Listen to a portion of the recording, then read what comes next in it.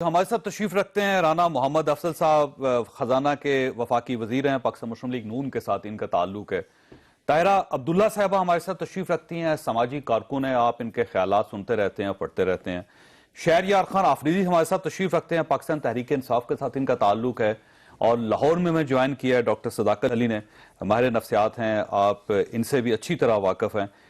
5 دن شہر خاموش رہا، آج بچی کی لاش ملی، سوشل میڈیا پہ شروع ہوا، ٹیلی ویژن سے ایشو اٹھانا شروع کیا تو لوگ باہر آ گئے، اور پھر انہوں نے کوشش کی کہ وہ ڈی پی او کے دفتر پہ حملہ کر دیں، جیسے مجرم ڈی پی او کے دفتر کے اندر موجود ہے، یا گاڑیاں جلانے سے یہ مسئلہ حل ہو جائے گا۔ اوورآل پوری سوسائٹی جو ہے وہ میرا خیال ہے مجرم ہے۔ ڈاکٹر صداقت صاحب یہ فرمائیے گا سر، یہ جو لوگ اس قسم کا اسالٹ کرتے ہیں، یہ لوگ کون ہوتے ہیں، ان کی نفسیات کیسے کس قسم کی ہوتی ہے، ان کو آئیڈینٹیفائی کیسے کیا جا سکتا ہے کہ عام آدمی سمجھ آئے کہ یہ وہ شخص ہے جس سے اپنے بچوں کو بچا کے رکھنا ہے ہم نے؟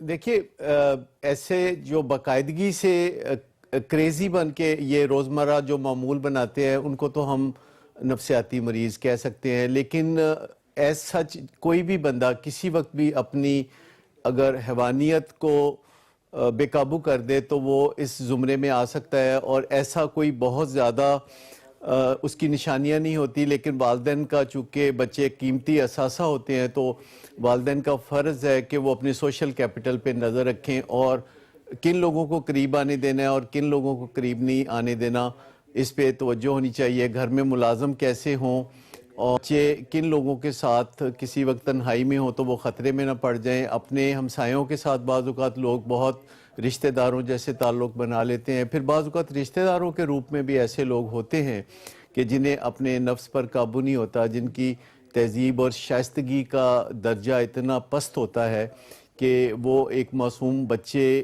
کے اندر اپنی حیوانی خواہشات کو مکمل کرتے ہوئے کوئی شرمندگی محسوس نہیں کرتے۔ اور یہ بڑا عام بات ہے، میں آپ کو بتاؤں کہ دنیا میں جو بہت مہذب ممالک ہیں وہاں یہ چیزیں بہت کم ہیں، جیسے نیوزی لینڈ میں یہ واقعات نہ ہونے کے برابر ہیں، کیونکہ وہاں ایک تو آبادی کم ہے، وہاں کم لوگ ہیں، ان کی حفاظت کی جا سکتی ہے، لوگوں کے بچے کم ہوتے ہیں۔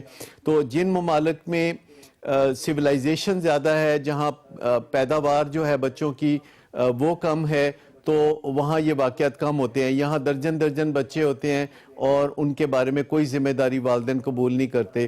جیسا آپ نے پہلے بھی کہا کہ بچے پیدا کرنا بہت آسان، لیکن بچوں کی نگہداشت کرنا، ان کی نشو و نما کرنا، ان کی تربیت کرنا بہت مشکل کام ہے۔ تو رانا صاحب بہرحال حکومت کی ذمہ داری بنتی ہے، اور جب بھی کوئی اس قسم کا ایشو ہوتا ہے تو سب لوگ گورنمنٹ کی طرف دیکھتے ہیں، اور پتہ یہ چلتا ہے کہ گورنمنٹ نے آج تک اس ایشو کو ٹچ ہی نہیں کیا، اس نے کوئی سسٹم ہی نہیں بنایا۔ کم از کم اس بچی کی بنیاد پہ کوئی سسٹم تو امپروو کر لیں ہم اپنے۔ بالکل آپ درست کہہ رہے ہیں۔ اس کے لیے جس علاقوں میں یہ کثرت سے اس طرح کے واقعات ہوئے، جیسے خاص طور پہ قصور میں ہو رہے ہیں، یہاں تو ایک اسپیشل سیل بنا کے اور ایک خفیہ ایجنسی کو بھی اسپیشل ٹاسک دینا چاہیے۔ ایف آئی آر دیکھیے کمپیوٹرائز ہوتی ہے نا سر اس وقت، جی ہاں، اس کے اندر وارننگ سسٹم لگا ہے نا۔ اگر فرض کیجئے کہ 3 ریپس ہو گئے ہیں اور ایک ہی علاقے میں ہو رہے ہیں تو اسی دن چیف منسٹر کو پتہ چلنا چاہیے، اسی دن چیف جسٹس کو پتہ چلنا چاہیے، اسی دن پرائم منسٹر کو پتہ چلنا چاہیے۔ آپ نے ایک وارننگ سسٹم جنریٹ کرنا ہے اسی ایف آئی آرز کے اندر، اور اب کیونکہ اب فرض کیجئے کہ ایس ایچ او آپ کو نہیں بتا رہا تو آپ کو نہیں پتا۔ دیکھیں ابھی جیسے جیسے ہمارا کمپیوٹرائز ہو رہا ہے، ڈیجیٹلائز ہو رہا ہے سسٹم، یہ چیزیں آ رہی ہیں، آ جائیں گی، لیکن بہرحال جو پیرنٹس کی ذمہ داری ہے اس کو آپ کبھی بھی کم نہیں کر سکتے۔ جی طاہرہ صاحب، کسی کو صرف او ایس ٹی بنا دینا یا نوٹس لے لینا یا کچھ کر لینا، فوری طور پہ ایک ایڈ ہاک پینک سٹرکن جو رسپانس ہوتا ہے سسٹم۔ اور ہم نے سنا تھا لا منسٹر ہمیں درس دے رہے ہیں کہ تم جذباتی مت بنو، اپنے احساسات پر قابو رکھو۔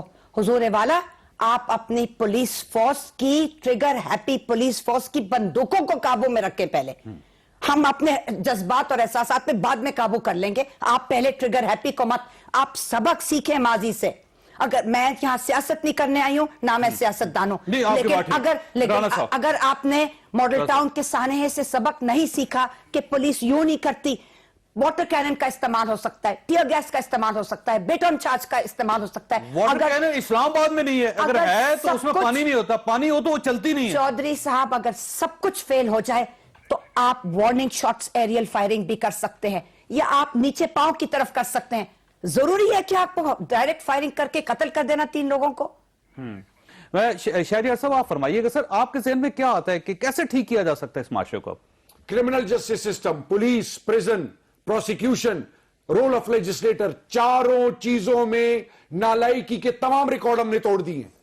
हमारे पाकिस्तानी बच्चे ग्लोबली कंपीट कर रहे हैं। वो कौन सी ऐसी वजह है? वो दो वजह हैं, एक पॉलिटिकल विल नहीं है, दूसरा खौफ खुदा नहीं है। अपनी औलाद के साथ हो तो सबको लग पता जाए, 24 घंटे के अंदर ये बदकिस्मती है ना पाकिस्तानी की औलादों के साथ ही हो रहा है। और चौधरी साहब एक और मुझे बात कहने दे प्लीज। चौधरी साहब, हम सारे जिम्मेदार हैं इसके लिए। हम सारे जिम्मेदार इसलिए हैं कि हफ्ते में 2 दफा अल्लाह के महबूब के पास हमारे अमाल पेश होते हैं। क्या मैसेज जा रहा है? लोग ये कह रहे हैं कि ग्लोबली हम अंदर से इंसानी तौर पे मुर्दा लाशें हैं, बेसिकली खोखली हो चुकी है सोसाइटी, खत्म हो चुके हैं। ये हमारी अब कलेक्टिव रिस्पॉन्सिबिलिटी है, state of the art technology है, बिल्कुल सही, उसको यूटिलाइज करें। वैसे ये फरमाइएगा सर, ये कैसे अपने बच्चों को प्रोटेक्ट कर सकते हैं वालिदैन? देखिए, सबसे पहली बात यह है कि जब इंसान बच्चा पैदा करता है तो उसका सबसे बड़ा असासा उसका बच्चा होता है, और तहजीब याफ्ता ममालिक में बच्चे टॉप प्रायोरिटी पर होते हैं, उसके बाद औरतें और उसके बाद मर्द होते हैं। यहाँ पे बच्चों को वालिदैन पीटते हैं सबके सामने, और कोई इस पे किसी के कान पे जूं तक नहीं रेंगती, और इसे तकरीबन नॉर्मल समझा जाता है। जब तक बच्चों के साथ मारपीट चलती रहती है तो बच्चे जो है वो खौफजदा रहते हैं, वो बोलने की कुव्वत से महरूम रहते हैं। इसी तरह बच्चे जब हमसे कुछ बात करना चाहते हैं तो हम कहते हैं जाओ जाके खेलो, या ये टैबलेट पकड़ लो, इसके साथ खेलो। तो जब हमें बच्चों को कांटेक्ट करने का मौका ही नहीं हम बच्चों को देते तो वो हमसे कोई बात नहीं कर सकते। तीसरी चीज़ ये है कि हमारे यहाँ बच्चों से वैसे भी अमूमी तौर पर जिस्मानी छूना जो है हद से ज़्यादा है, और ऐसे लोग भी फैमिली में या रिश्तेदारों में बच्चों को बहुत कुर्बत से छूते हैं जिनका हक नहीं बनता। और वालिदैन को इस चीज़ का रस्म व रवाज का थोड़ा फ़र्क रखना चाहिए और बच्चों से बात करना चाहिए कि कौन शख्स आपको हाथ लगा सकता है और कौन नहीं लगा सकता, और अगर आपको कोई ऐसा छुए किसी तरीके से तो आपको वालिदैन को बताना चाहिए। फिर आपको बच्चों को बताना चाहिए कि नो गो एरियाज़ कौन से हैं, कहाँ आपने नहीं जाना, जहाँ दूर कोई करीब में कोई बंदा ना हो या कोई इंसान मौजूद ना हो, तो ऐसी जगह किसी दूसरे इंसान के साथ नहीं जाना चाहिए, बल्कि रौनक वाली जगह और रोशन जगह रहना चाहिए, स्कूल में या बाज़ार में या किसी जगह भी। और कभी किसी के लालच में नहीं आना चाहिए कि कोई आपको खाने पीने की चीज़ दे के या बहला फुसला के या कोई चिड़ियाघर दिखाने के बहाने अगर कहीं ले जाना चाहता है तो बच्चों को 4 साल 5 साल 6 साल के बच्चों को आप ऐसी बातें समझाएं तो वो ज़रूर समझ लेते हैं और आप उन्हें डूज एंड डोंट्स बताते हैं। लेकिन एक सबसे बड़ी बात जो है कि ये जो आगाही की मुहिम होती है वो मुसलसल होती है। वो इस तरह नहीं होता कि जब वाकया हुआ तो पिछला वाकया 3 दिन से टीवी पे कुछ और वाकया चल रहा था, अब आज ये वाकया हो गया तो सब टीवी चैनल जो हैं वो इसी वाकये के बारे में बात कर रहे हैं। 2 दिन बाद कोई और वाकया होगा तो फिर इसको बिल्कुल भूल जाएंगे। जैसे यूनाइटेड नेशंस दिन मनाती है तो हम अपनी कौम में भी ये बंदोबस्त कर सकते हैं कि फलां दिन मनाया जाएगा डोमेस्टिक वायलेंस के खिलाफ, फलां दिन मनाया जाएगा कि बच्चों को मारपीट करने की बजाय उन्हें पूरा इंसान समझे। हम उन्हें छोटा सा बच्चा समझते हैं जबकि वो छोटे से आपकी तजवीज बहुत अच्छी हैं। और एक छोटी तजवीज मैं भी देना चाहता हूं कि स्कूलों को कायल किया जा सकता है कि वहां पे बच्चों को ट्रेनिंग दें जो उनके पास आते हैं। अगर स्कूल से उस बच्चों की तरबियत हो जाएगी तो ज्यादा प्रोटेक्टेड फील करेंगे।